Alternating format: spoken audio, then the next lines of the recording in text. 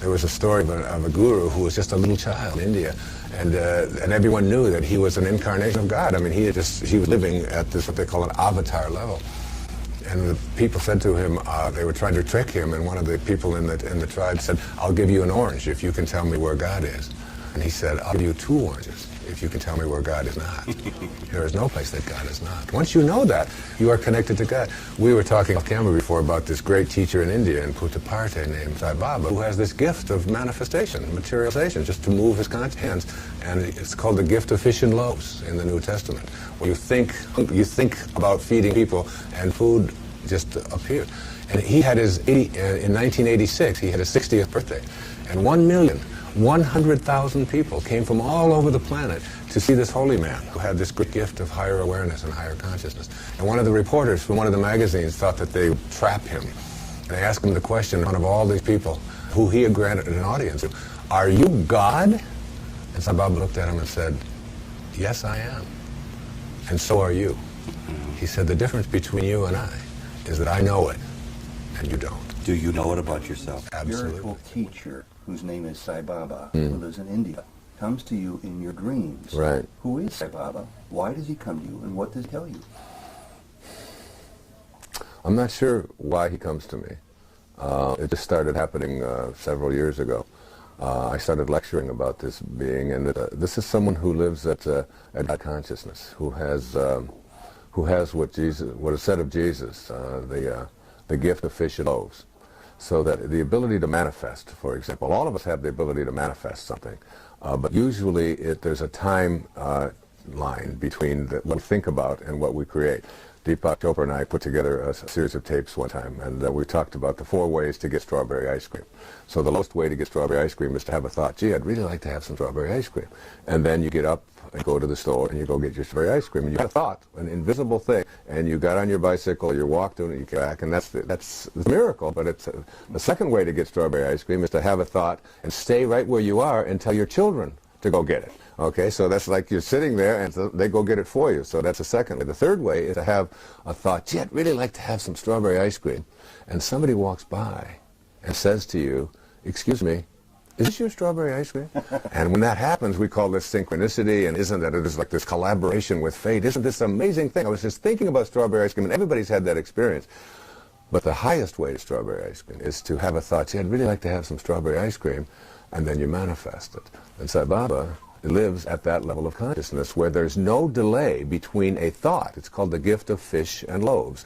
The ability to be able to manifest from your thoughts, because you're living at such a level, such a high vibrational level, that your thoughts and what you are thinking about all become one, that everything is one, and he lived in that oneness. I don't have too many dreams that I remember in detail. You seem to remember these involving Sai Baba. What do they mean for you? Can you remember if they're uplifting, if they guide you, if they offer advice, or is it something else? See, even as you speak, you can see I get very emotional. I can almost break down and cry right now. It's just, and it's not a tear of sadness. It's not a feeling that that I'm hurt in any way. It's just, it's the most blissful, peaceful. It's like, you know what it feels like to stand under a warm shower when you've been outside in the cold?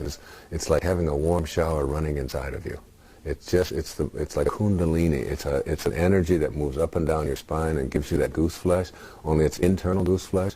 It's just bliss. It's just that's what it is, and that's how I feel. You know? I know people who would look at you and hear your words and be very human, very jealous of what you have and they don't have. Why don't so many people have access to this quality that you do? Everybody has access to it. They just they believe that they don't. It's like your question itself has resistance built into it. You know, the idea is that if you believe that you don't have something, then you don't have it, and it's like you've created resistance. If you use terms like the worst case scenario, then you'll create it. If you believe that things can't be, then you become what you think about. As a man thinketh, so is he. It's basic, simple metaphysics 101. You know, change the way you look at things, and the things you look at change. Forgive me for asking so many questions about one spiritual teacher. What is it that you suppose Sai Baba wants of your life? You're 65? 4. 64. Will you still want me? Will you still love me when I'm 64? So is he one of I you? used to hear that song when I was in my 20s. Think, well, nobody lives that long anyway, so why would they even sing that? Joke's on you. Right? Yeah. Yeah. I honestly, the honest answer to that is I just don't. This might be a good preparation interview in that I'm aware of your intentions, your desire. I'm not sure if you're going to actually follow through with it. To see Sai Baba one day. I'd be curious to swap notes with you later to find out how different he may be, or undifferent, from your dream reality to meeting him in the flesh.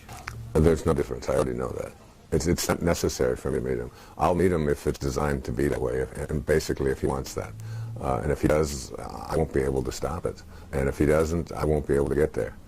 So I'm not attached to it at all. Honestly, I'm not. I mean, I don't fight it. I don't resist. I don't have any illusion that if he were walking this room that it would be any different than what I experience with him now, because I already feel his presence in this room right now.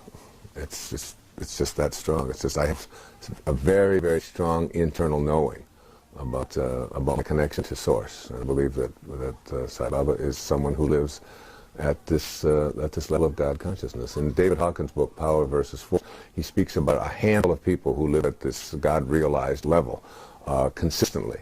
That is, they are steadfast in their abstention of thoughts of harm. They don't exclude anyone, and they include all. And he's one of those beings that calibrates at that exceptionally high spiritual level that is commensurate with Source. It's Source energy. He lives at Source energy. He is God. We are all pieces of God, and he is there all the time.